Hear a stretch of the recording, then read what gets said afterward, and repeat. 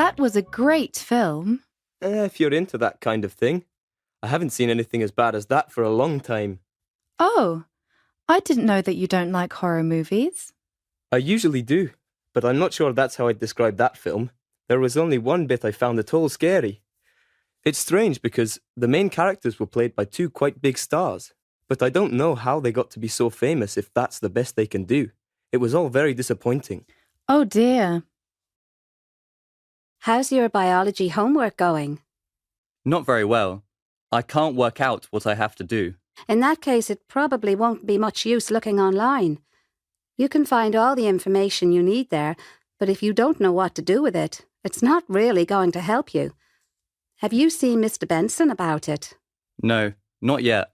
It might be best, as he set the homework in the first place. Take your course book with you when you go so he can explain everything to you using that. Good idea.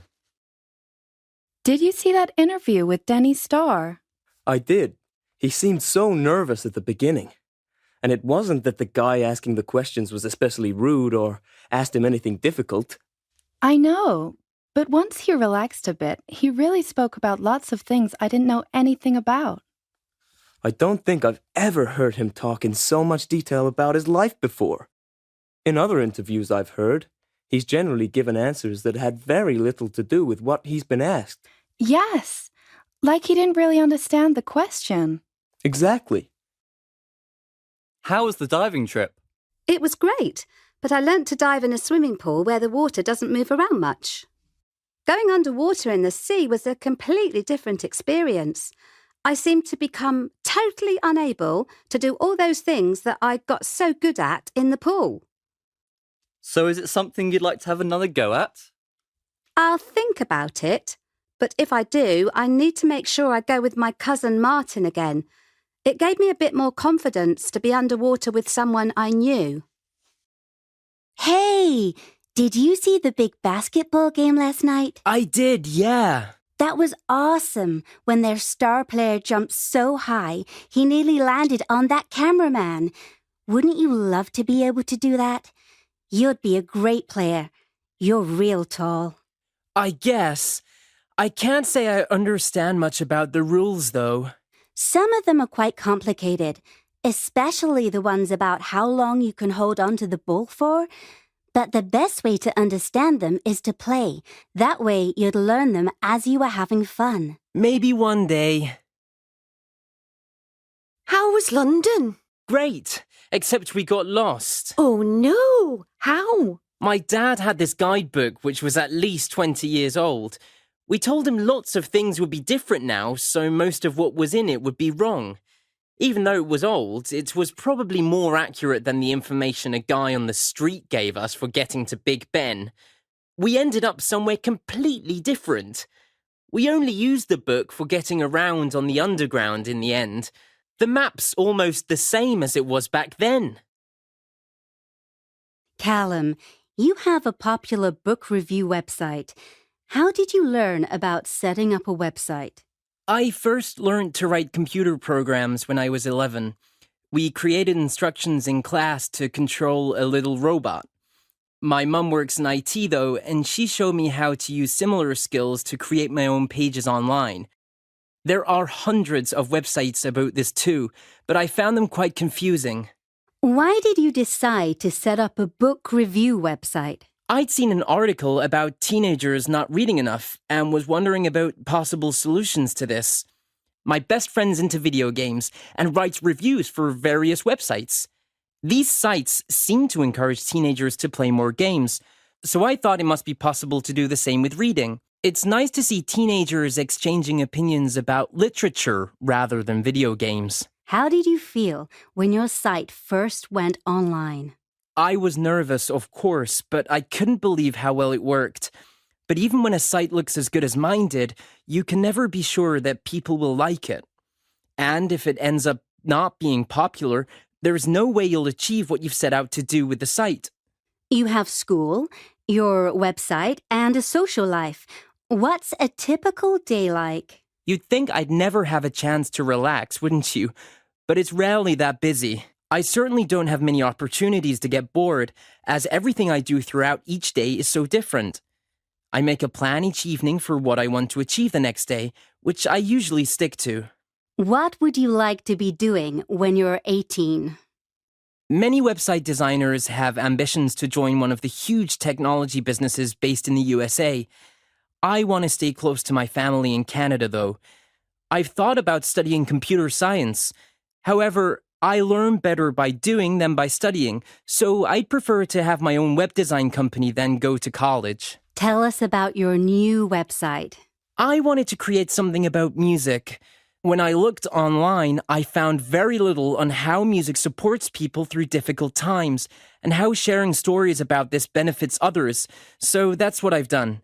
There are so many sites for uploading your own songs or for finding out how to play guitar or whatever, but I wanted something different. Thank you, Callum. I enjoyed that. Me too. I don't think either of them played a wrong note in the whole performance. I think I heard a few. Perhaps they hadn't had enough time to play together before the concert. Maybe. I still wish they'd played a little longer, though. Maybe a few more songs. I thought it was about right as it was. That kind of music sounds so much better in a smaller place, though. I don't know why they chose to have it there. The two guitars are too quiet for somewhere that size. That was an amazing play. It was. Over half the people watching were school students like us. I guess that's not so unusual for an afternoon performance.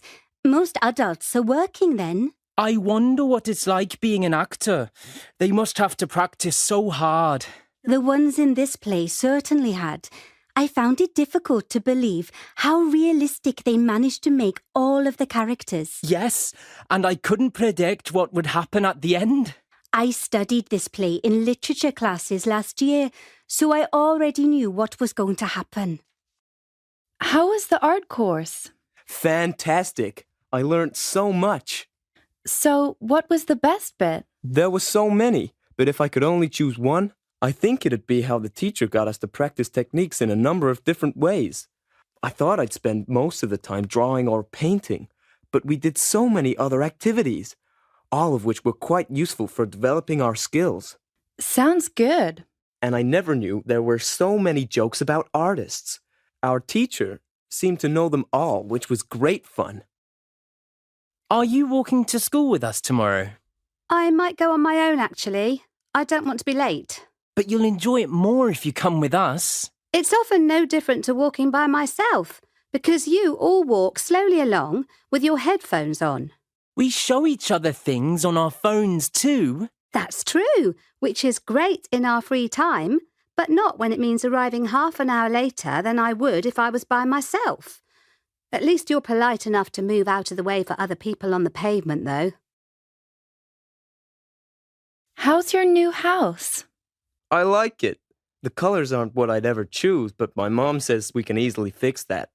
My bedroom's much bigger than the one at the old house, which annoyed my brother as his is quite small, like the rest of the house. I thought people usually move to be somewhere bigger. Sure, but where it is important too. And the new one's much closer to my parents' work and to school too. I can walk there in 5 minutes, which means I get to stay longer in bed in the morning.